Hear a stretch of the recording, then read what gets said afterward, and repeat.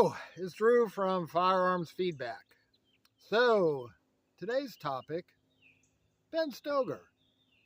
I've been watching some of his videos over the last years, and it seems like he brought a topic up that maybe some people it was hard for them to understand what he was saying. And I understood what he was saying, not that I'm any great brain, but I think he did 2, maybe 3 videos about putting input into your gun. And another way, at least my understanding, which may not be correct, but I think it is. Once upon a time, I used to shoot bullseye competition. And one of the techniques in bullseye competition is the concept of follow through. So after the shot breaks, mentally, you're still target focused. He brought up target focus. You're still target focused, and you want to get your sight picture back to where it was when the shot broke, or maybe a little better sight picture, prepared for the next round. So I thought I'd talk about follow through as a way that he says input.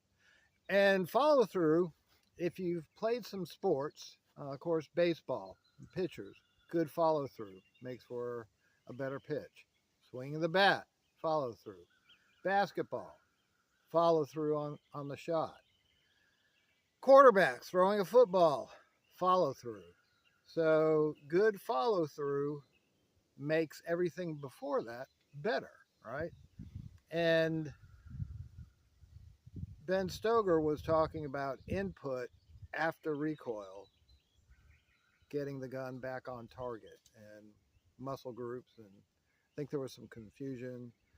One person was asking about shoulder muscles. And no, I think what he was trying to say is that, in my saying is follow through, is that you're using your muscles of your shooting hand and wrist, keep the wrist locked, and your brain maintaining target focus, that after the shot breaks, after you're coming out of recoil, you're going back into the target.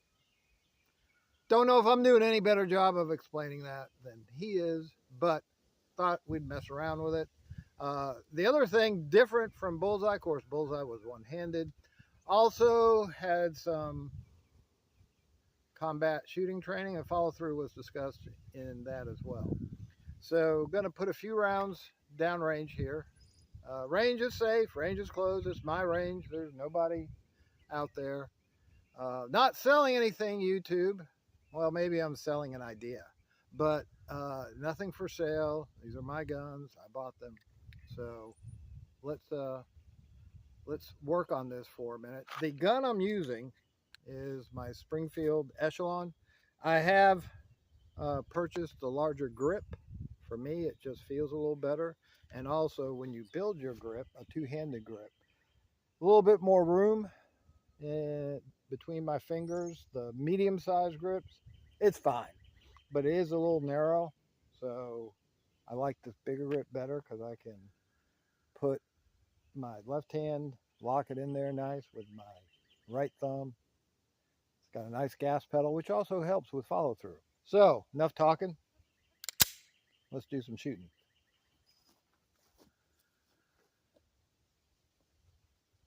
Probably need to do a camera adjustment.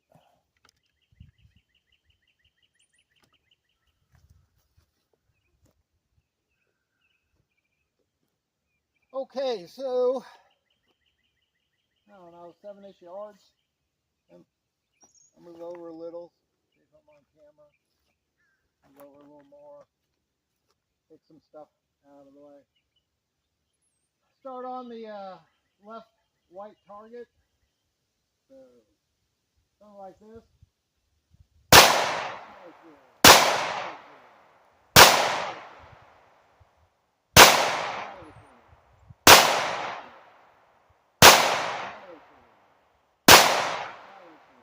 I pulled on a couple of those. I yanked on the trigger a little.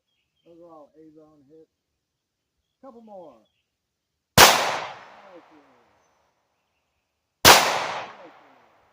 So each time I'm consciously maintaining target focus. You may not have heard me because I was talking that way and the camera's this way. Each time I shot, I was saying follow through, follow through. Got a few rounds left, so I'll switch over to the right target and try and do some double taps. Not try, I will.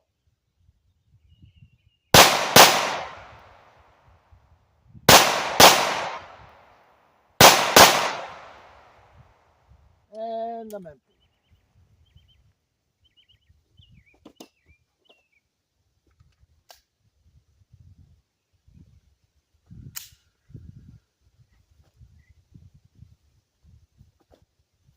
So after the shot broke, I was immediately maintaining target focus. And there's all sorts of things going on when you pull the trigger, right? First of all, you pull the trigger. That affects your sights. Second of all, the gun goes off.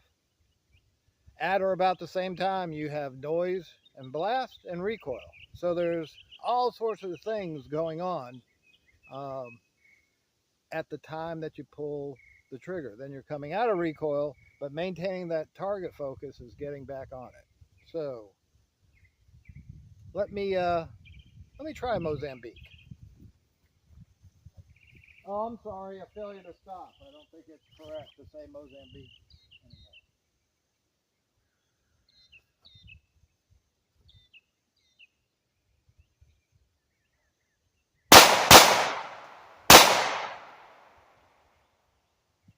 Not blistering speed, but I'm not Ben Stoeger. One more time. A little bit low. So each time I shot, I was constantly focusing on the target and getting that dot on my focus point, on the target. So anyway, just a thought. Far be it for me to say that I can explain things better than Mr. Stoeger, but thought this might be of interest to the 10 or 12 people who will actually watch this video. But I'm Drew, and always remember, check your six.